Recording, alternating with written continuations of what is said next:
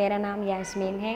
Matric के बाद हमारी प्रिंसिपल मैडम शाज़िया ने मुझे आगाही की क्लास लेने की दावत दी।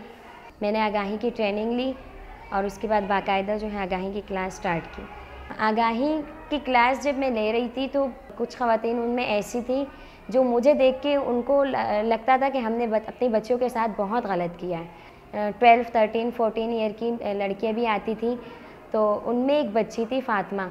उस बच्ची को मेरी बातों से और उन माओं की बातों से काफ़ी कॉन्फिडेंस मिला। वो मुझसे रोज़ कहा करती थी कि टीचर कुछ भी करके अब मुझे स्कूल में एडमिशन लेना है। तो मैंने उसे शुरू में मतलब तसल्ली देती रही कि मैं तुम्हें आगाही में ही इंग्लिश पढ़ाऊँगी, उर्दू पढ़ाऊँगी, मैथ पढ़ाऊँगी, लेकिन तुम्हें स्कूल में एडमिशन इतनी आसानी से नहीं मिलेगा।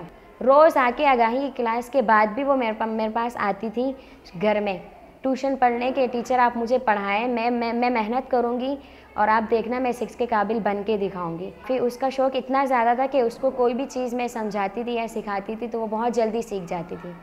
फिर मुझे यकीन हो गया कि ये पढ़ सकती है और मैंने उसे आगे उसके साथ मेहनत स्टार्ट की। टेस्ट की तकरीबन उसकी तैयारी हो गई थी, तो उसने कहा मेरी अम्मी तो मान जाएगी, लेकिन मेरे अब्बू नहीं मानते।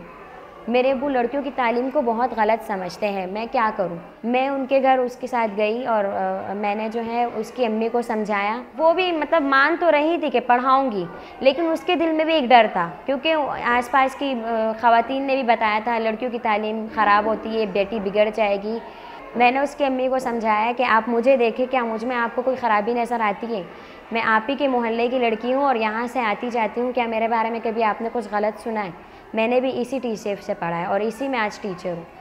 तो उसने मुझे देख के उसने कहा कि मैं कहती हूँ कि अल्लाह ताला हर घर में ऐसी ही बेटी दे, लेकिन मुझे अपनी बेटी पे इतना यकीन नहीं है।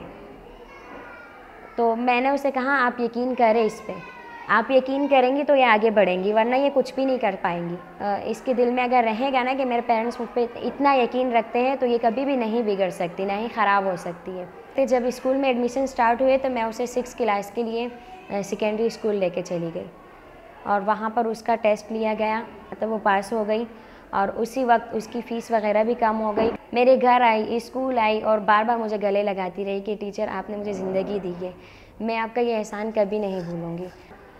1 साल जब उसने पढ़ा तो फिर मैं उनके घर गई। मैंने कहा अब आपकी बेटी के बारे में कुछ सुना है आपने? तो उन्होंने कहा नहीं, कुछ भी नहीं सुना। मैंने कहा फिर आप क्यों कह रही थी कि मेरी बेटी बिगड़ जाएगी, ये हो जाएगी, वो फ़ातिमा तो बिल्कुल वैसी ही है।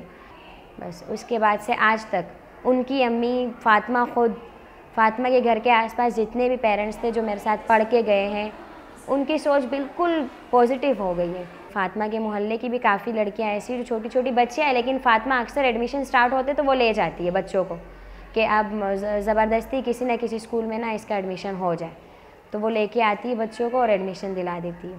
और इसी तरह से वो पेरेंट्स भी जो गलत समझते थे आज वो भी चाहते हैं कि उनके बच्चे पढ़ें स्कूलों में और जाएं।